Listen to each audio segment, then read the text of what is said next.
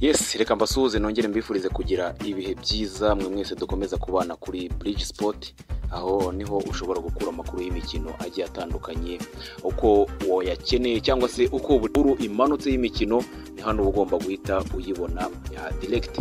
Aka kanya rero tujye kuganira gatoya ku ikipe ya Rayon Sport. Harimo amakuru menshi ari kuvugwamo mu gicamunsi cy'uyu munsi, harimo amakuru agiye atandukanye dore ko ikipe iri muri transfer zigiye zitandukanye, iri kwinjiza abakinnyi izagenda ikoresha mu gice cya kabiri cya shampiyona y'igihugu y'u Rwanda, dore ko izatangira muri iki cyumweru kuri wa gatanu ku itariki 12 nibwo ikipe ya Rayon Sport izamanuka mu kibuga hamwe n'ikipe ya Gasogi United.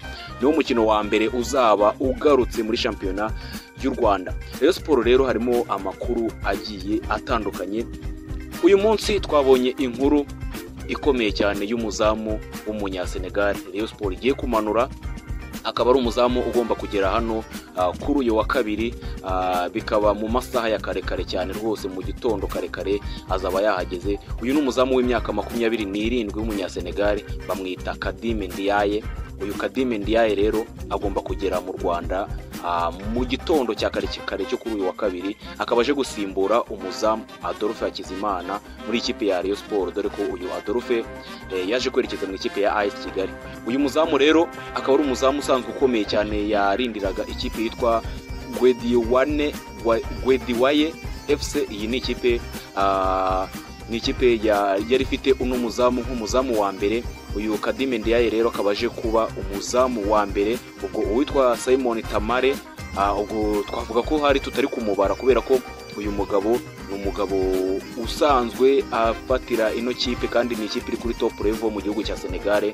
Bivuze rero ko uyu mugabo agomba kuza akaba yajya mu ikipe ya Rayon Sport kuri wa kabiri. Rero nibwo arahagera. Ni inkuru yatugezeho ku gicamunsi cy'uyu munsi mu masaha y'isa 8 nibwo iyi nkuru yaje kuba ivugwa. Ubwo tugiye gutegereza ku munsi w'ejo turebe ko kuri uyu wa kabiri mu gitondo nibwo turajya kumwakira ku kibuga cy'indege, rwose araba yahasesekaye i Kanombe. Hanyuma muri Rayon Sport yaje gutandukana nanone n'uwari umutoza w'abanyezamu, uyu bamwita Samuel Mujabi Kawalia. Uyu mugabo yaramazemo igihe ari umutoza w'abazamu, bakaba bamaze gutandukana ku bwumvikane bw'impande zombi.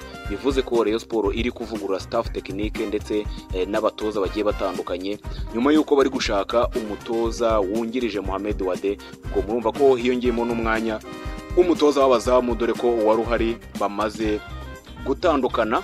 Ku gicamunsi cy'uyu munsi rero nibwo rutahizamu wa Rayon Sport Aaron Paul Gomis, uyu Aaron Paul Gomis muramuzi ko ari rutahizamu baherutse gusinyisha mu minsi 3 ishize.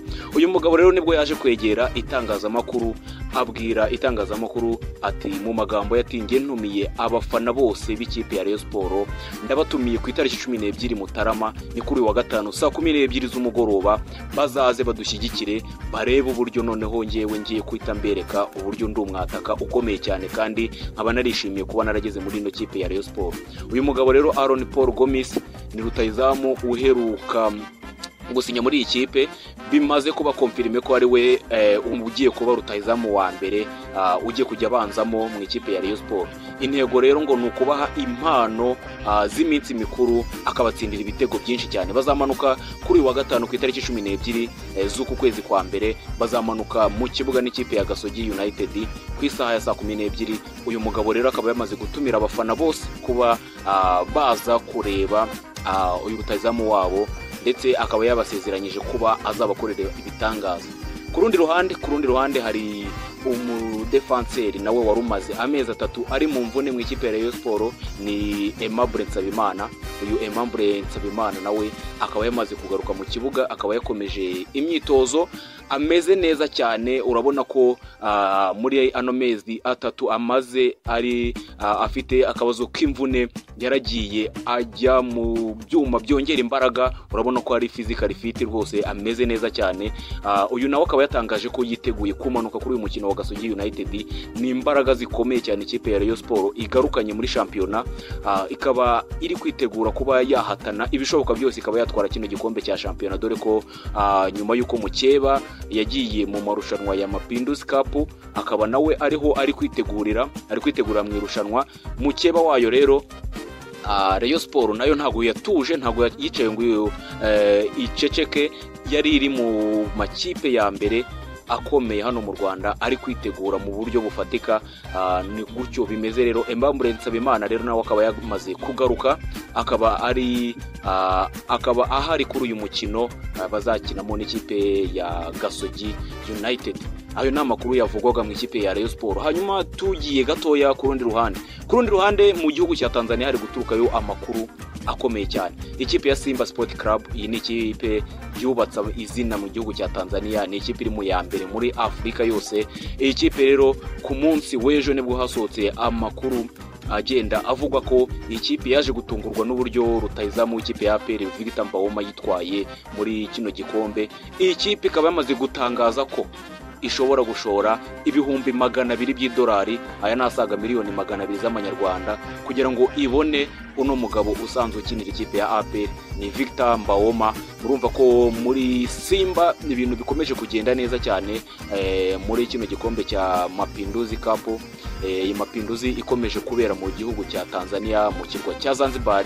Ubwo rero turakomeza turebe Simba ese aya mafaranga APR irayirengeshwa cyangwa se irayafata igurishe uno rutahizamu, dore ko APR nayo yinjiye muri systeme y'abanyamahanga kugira ngo nayo ibashe gukomeza kugenda yiyubaka. Uyu mugabo rero amakuru amwerekeza mu gihugu cya Tanzania mu ikipe ya Simba, turaza gukomeza tuyakurikirane kuri uyu mugoroba.